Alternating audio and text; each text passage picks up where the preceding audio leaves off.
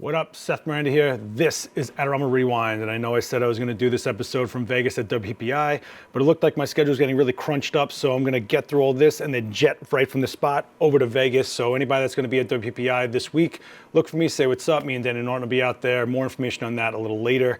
Right now, let's get into some really good news. Tetenal, the film chemistry company that we said was going to be closing after 172 years. Guess what?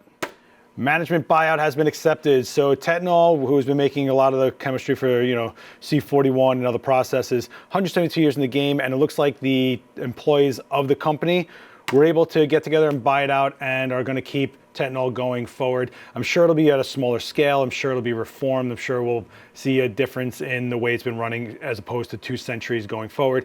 But it's pretty cool to see that analog is still going strong, that there's people that have enough care and love for it to invest themselves into it, especially people that have been working at this actual company. So I'm sure it'll be a really good takeover and process going forward. See what I did, that process? Nah, whatever. All right.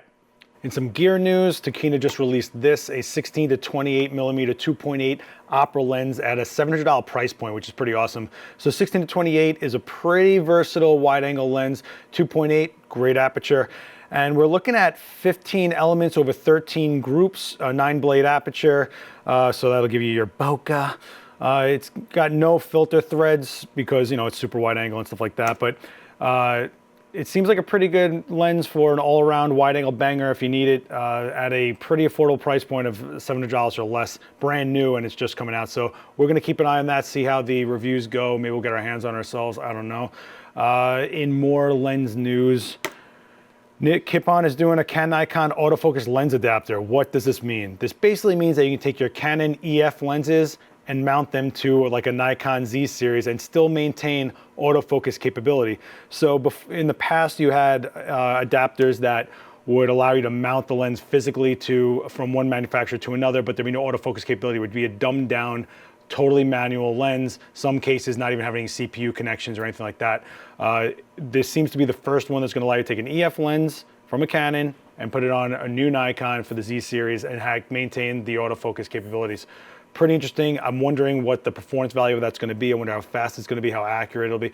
I'm sure the accuracy will be there, but it might be slow or hunting. I'm curious. I don't know. I'm also wondering if Nikon's going to look at that name of Canikon and go, hey, Nikon's in this name, what's up? And I think they even say that in this article, which is kind of funny. Speaking of names, a photographer bought the new Sony A6400 and somehow, some way, it said 6300 on it. So he confirmed there's the box, and even down below, he opens up and you can see that it's 6400 version 1 firmware. And over here, you can see right here, it's a 6400 on the serial plate. So it just looks like that the top plate for the body was a mismount or something like that. Kind of makes you think, are we producing things too fast? Are there some companies that are manufacturing things too fast to keep them proper? I don't know. As you can tell, I'm going super fast today because I'm on a time crunch. But I just thought this was really funny, and it's rarely you get to see stuff like this. I'm wondering if you should shelve this. Maybe someone will pay some good money for it. If there's Sony fanboys ever decide that some of this stuff becomes collector's items, like the Leica people. It sounds like races of people, right? The Leica people, the Sony guys. All right. Also, in some change, Kodak CEO Jeff Clark is leaving after 5 years. So he did the typical, hey, it hasn't been a job, it's been a privilege, blah, blah, blah. But a longtime board chairman, Jim Cantenza, I'm not sure how to say that, is taking over the spot. So we'll see what happens going forward. There's been a lot of things going on with Kodak lately. The mail away services to make all your analog things archived and digital. The fact that they've been up for sale, all sorts of stuff going on. I'm curious what a CEO change is going to bring about from that company, especially now that we have companies like Tetenal still trying to keep analog alive and things like that. Who knows what other things Kodak has their hands in that they want to come out with. Curious. And Kodak was actually the ones who had the digital camera first, and they tried to throttle it down to make sure it didn't get out because it would kill their production. Then they kind of, well, we know what happened. Okay, let's check out some more news on the technological front. So Light and Sony are teaming up for the future of smartphones. So Light is a company that created that camera with, I think, 16 lenses on it. It's actually called the L16. And so they put out this prototype camera on the phone, smartphone, with multiple lenses as well. And Sony seems to be going, hey, this could be cool. They partnered together. Sony, clearly the leader in making sensors out there for everything. Your iPhones have Sony sensors in them, but now mixing it with the technological advances from Light, which we haven't seen take off, right? We've seen these cameras come out with 1 billion lenses saying they can change the depth of field or the focus point after the fact. Now they're going to integrate into phones. Did they just need that helping hand? Could this take off? I don't know. I really don't know. All right. So a couple weeks ago, I asked you guys who out there is a Ricoh or Pentax fan. Well, guess what? You guys are getting the Ricoh GR3 finally. So 24 megapixel APS-C sensor, 3-axis stabilization. And it's got some pretty cool things in it. It's the same body design that everybody seems to love. It seems pretty durable out there. I don't know. It seems like a cult camera. People really get into it. There's a hybrid autofocus contrast system going on. It's a little bit smaller. You know, a couple of things here and there to just keep it up to date. But this camera, the GR series, seems to be a very, very held tight to the chest type line for people that are real fans of Ricoh. So let me know what you think about the GR3. Is it a real improvement over the GR2? If you're a fan of that, I'm kind of curious what's going on there. Whew, this one was pretty cool. So Lens Rentals is a really cool company, and the founder decided to make a widest ever 4.9 fisheye lens, so it can actually see behind itself. What? It's true. So they call it the HyperFisheye. What this basically gives you is a 220-degree field of view. So let's take a look. So you can see here that there's the bend. Here's the line of 180 right over here, and it's going past that to the 220.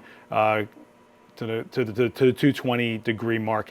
That's kind of crazy. What you would use this for, I'm not really sure. If you can think of an application for this besides just being super cool, let me know. It's something out of Star Wars. Look at this, like R2-D2 with lenses over here. Check out the video. It's pretty awesome. And I just like, as a lens nerd, I kind of get psyched on stuff like this, and optics in general are just this one area that is still like this material, and it's tangible, and as much as it's technological, it's really just these like materials that we are using to get light into our cameras and refine what's hitting our sensors or film or whatever you want to use. So this is pretty cool. Let me know if you could think of any reason you'd want to use a 220-degree field of view. I guess for spy reasons, you can see who's following you. I don't know. Well, I don't know. This one's pretty scary though. Talk about technological advances. These are AI-generated portraits. These people do not exist. So there are websites out there called This Person Does Not Exist, and these are totally generated portraits. These people do not exist, or if they do, it's just by coincidence. But if you look close at some of these, you can actually see the blend points of the features on the faces, that it's not 100% natural. But if I just put this down in front of you, you would think it's just a low-res image from some website or whatever. Oh, and apparently down here they said they're setting up a second website called thiscatdoesnotexist.com for all you cat lovers. It's pretty interesting. I think it's pretty funny. Where this is going to go, the purposes of it. Well, I think this is going to be something for graphic engineering and just generating things for like video games, instead of having to sit there and really work and create all these extras in like Grand Theft Auto or something like that. I don't think it's going to be like fake photography and they put it up there, or maybe it'll replace stock photography. Maybe it will. Maybe they won't need someone to go out there and shoot a whole catalog of stock anymore. They can just generate it. Kind of scary, but kind of funny actually that this exists. I don't know, I get a kick out of it. And now I'm gonna get a bunch of comments saying, this is gonna kill our industry. Calm down, just calm down, just calm down. I'm not allowed to curse, so, you know. All right, and in final news, the kissing sailor in the iconic photograph has passed away. So everyone knows this image, and I wanted to pull this up because it's an image that I think is like 100% recognizable no matter what the age demographic that's looking at it is. And I think that we are losing that level of imagery out there, this heaviness, because we're so quick to the next. This was the image that stood out there. The context, everything, you know, take it for what it will. I don't know if there was consent involved in this imaging as far as the nurse goes, but I think it's kind of crazy to think about everyone getting an alert on their phone to let you know that someone in an iconic image has passed away. And all this guy was doing was serving his country as a sailor. He didn't he didn't look to be an iconic figure out there. And it's not him as a figure, it's the idea of the image. And let me know what you think. Are there other images out there that you think have enough weight or recognizability as this image? Do you think there's something more modern, something that was shot digitally that has enough enough cultural weight on it or standability, or, you know, what's iconic? What do we consider iconic? So write me down below. Let me know if there's other images out there that you think have been out in the last so many years that could hold like this one is held. And if you think that in 40, 50 years, somebody would get an alert saying that someone in that image has passed away, or that something about that image has altered something else. There's been a lot of really major images out there, but I just feel like we're moving so fast that we're not sticking around on those images long enough for them to hold up, so that future generations will catch it, you know, will latch into them like this one has. Also, is it just the era? Is that just a gone era? Are we just not seeing the longevity of these eras? If you think about it, how much we've changed in the last 10 years, just from like the iPhone being part of our lives, we're moving faster than ever. I myself, in my age group, I feel like I've lived like 4 different lives. You know, I started in analog and now I'm going through all this digital, and I never thought I'd be doing this and on a social platform that everybody has their own channel. I mean, it's kind of crazy, right? I know I'm ranting there. I'm going to keep it short here. Like I said, I'm going to be at WPPI in Vegas with Daniel Norton. I will be, well, my classes are all sold out, so are his, but I will be doing booth demos. In fact, I got to pull it up, that's how crazy I am. So on Wednesday, the 27th, from 4 to 5 p.m., I'll be at the Westcott booth. And on Thursday, from 2 to 3 p.m., I'll be there as well. So come hang out with me. I'll be shooting those rainbow ghosts live like that I did in Paris, and some other cool stuff.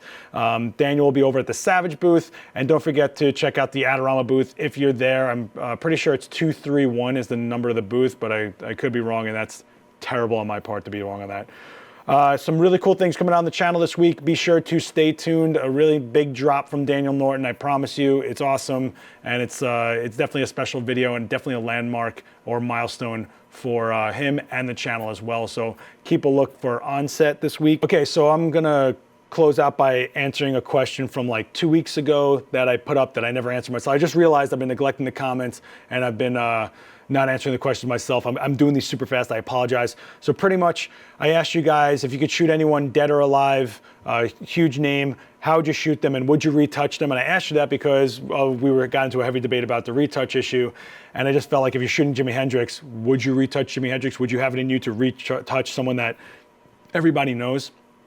So my answer to this always changes as far as my golden pass to whoever I would shoot would be. But today and lately, it's been HR Giger. I just think he's such this surreal character, but he's such an amazing artist, and he's done a lot and influenced so much stuff out there. Aliens, you know. I think that I could light him in such a way that would complement my style and bring out this unbelievable guy that he was. Would I retouch him? Not one single pixel. In fact, I might even shoot him on 4x5. Also, I asked you guys to give me the question of the week this week, and I'm gonna grab one from the comments. Where would you shoot in location? What would be the ideal location for you guys to shoot? And I'm not talking about cities, I'm not talking about paradise, or I wanna go here, I'm talking about locations as in scenes. Do you want to hit the boiler room? Do you want to shoot in a slaughterhouse? Tell me what would be your crazy, ideal, over-the-top scene that you would want to shoot in. I got a few ideas. I've shot in some pretty weird scenes. I've shot in morgues, so I'm pretty, I got a good bank in my head of what I would do. So let me know what you guys would answer for that. And let me know what you think about some of this stuff. Are you psyched that Tetenal's sticking around? What do you think about that Light and Sony partnership? Do you think that our camera phones need 40 bazillion lenses? Do you think they'll put out something viable? Do you think it'll be integrated into iPhones somehow? Or do you think it'll be its solo adventure? Are you someone that's been interested in putting EF lenses on a Nikon and have autofocus? Let me know if that adapter is for you. And what would you do with that super hyper psychotically wide lens with 220 degree field of view? Okay, I gotta get out of here. I'm gonna grab my stuff and I'm gonna get over to Vegas. Guys, thank you so much. I will see you next time. Bye.